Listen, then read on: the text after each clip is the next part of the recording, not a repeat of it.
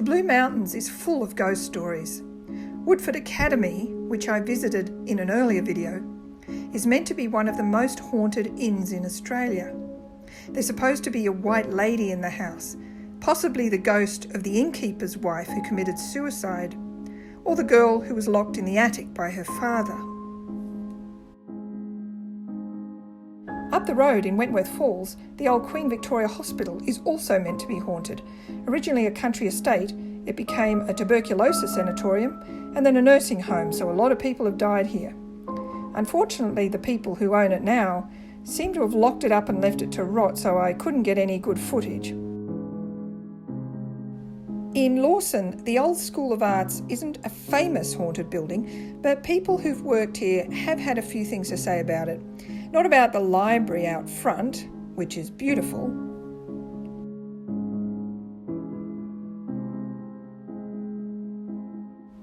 and full of architectural gems like this fireplace, but about the municipal offices out the back, which do have a very spooky aspect. Possibly because of this tower that happens to be next door. These are the remains of another former sanatorium, which was also a coffee palace, a guest house, and a girls' school before it burned down in 1980. I'm pretty sure there must have been a few deaths in this building, and maybe some of the ghosts have wandered over to the School of Arts. In Katoomba, the Gearin Hotel is meant to be haunted. There's talk of something called the Gearin Ghost.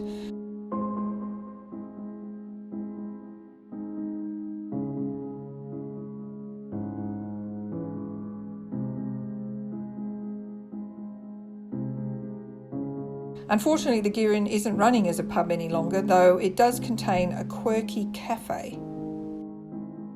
Rumour has it that the Carrington Hotel in Katoomba is also haunted, though that rumour might have started because it feels as if it ought to be. The Carrington could be described as the beating heart of Katoomba. Its landmark chimney dominates the skyline. Its old boiler used to power the whole town. And it provides the only fireworks show around here on New Year's Eve. But the fact that it's such an amazing time capsule is probably what gives it such a spooky reputation.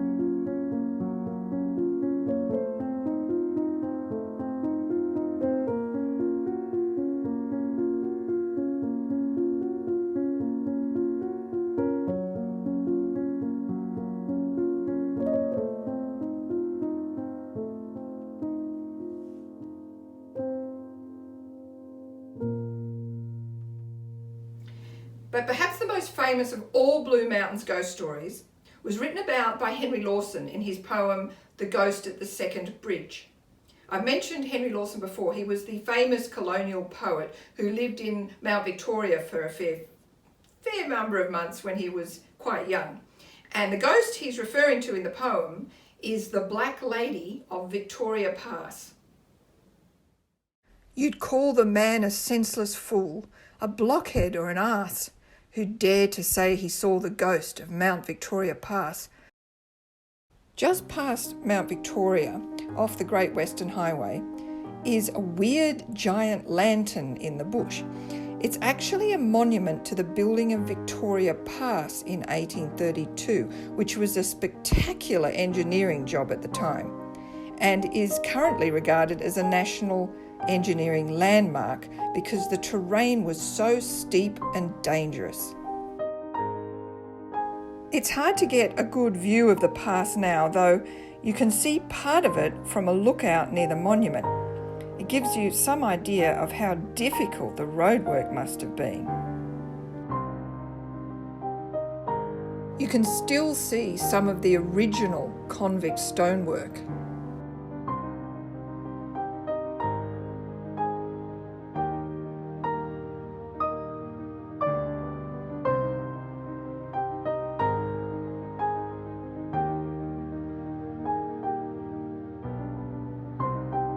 The ghost that's said to haunt Victoria Pass, a black lady, is supposed to be the ghost of 17-year-old Carolyn Collett, whose body was found early one January morning in 1842 beside the Victoria Pass by a local postman.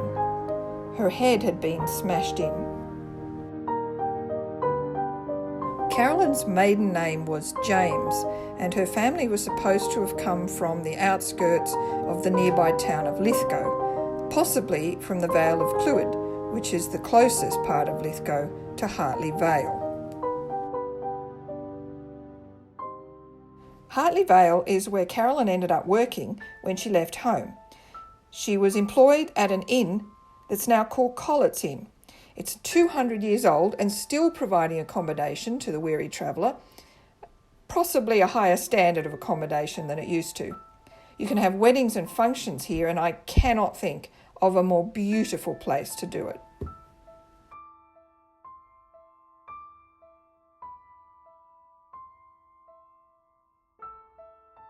But Caroline's story was a sad one.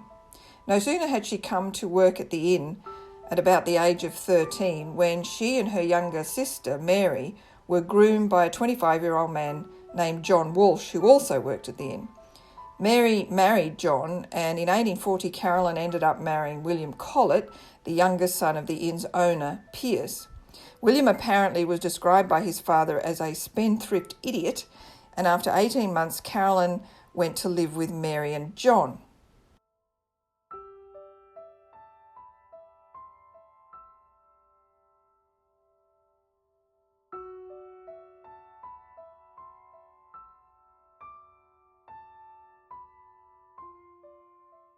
In an attempt to reconcile with Caroline, William met up with her and John and Mary at Jagger's Inn near Victoria Pass one evening. But after leaving the inn, John knocked William down and grabbed a rock, whereupon Caroline seized John and told William to run.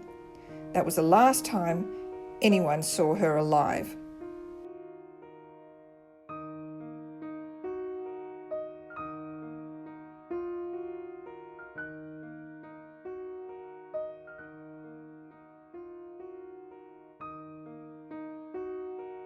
John Walsh, a convict who'd already dodged one murder conviction, was finally hanged for the murder of Caroline.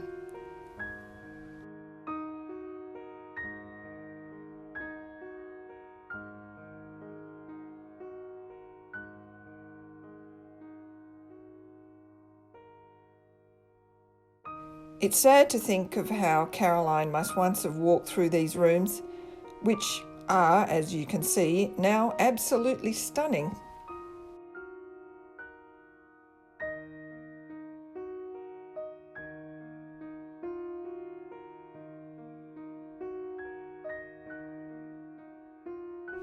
It's such an historic gold mine, this place. When it was renovated in 2001, more than 40 different linoleums were found, and this is one of them, framed.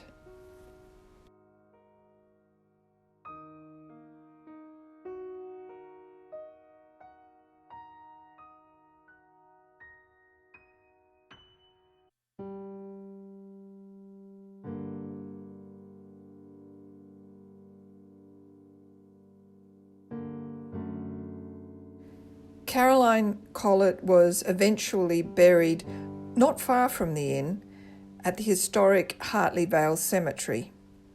Her grave was unmarked, much like this one.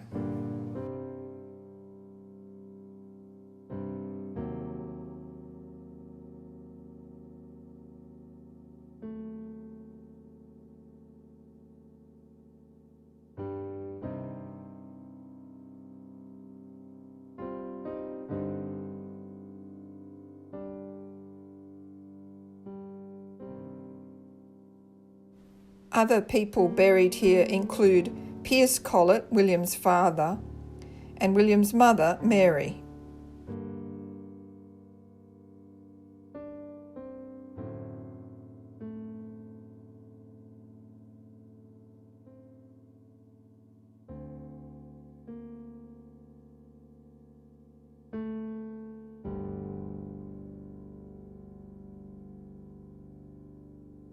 Another familiar name in the cemetery is that of Niels Larsen, father of Henry Lawson, who wrote The Ghost at the Second Bridge.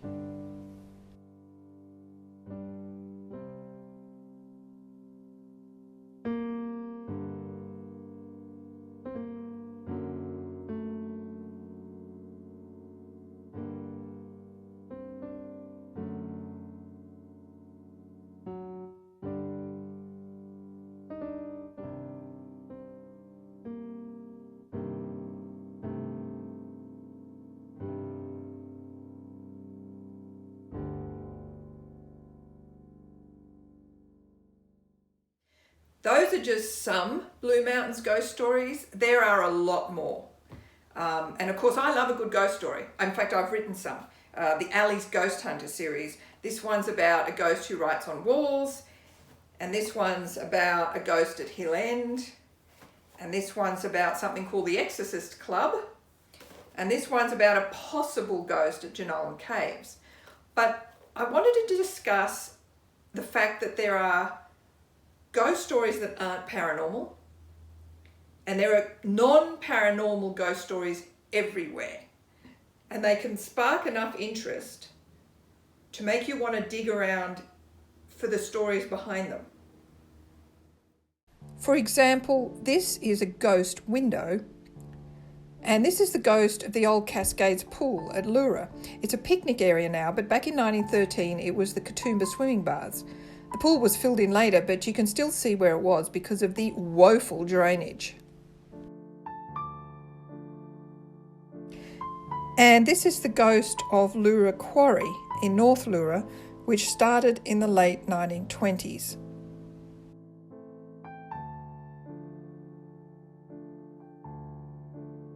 There are still traces of industry here, and the ghostly remains of someone's campfire. There are ghostly remains of buildings in the Blue Mountains bush. And also of old cars.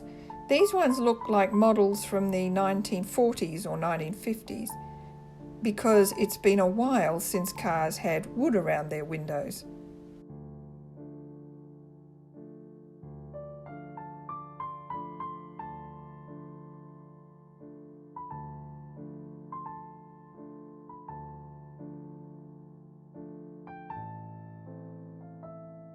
Not so far from the ghostly cars is the ghost of an old cricket pitch. Now it's called Marmion Swamp, but there was an oval here once, as you can see from this monument.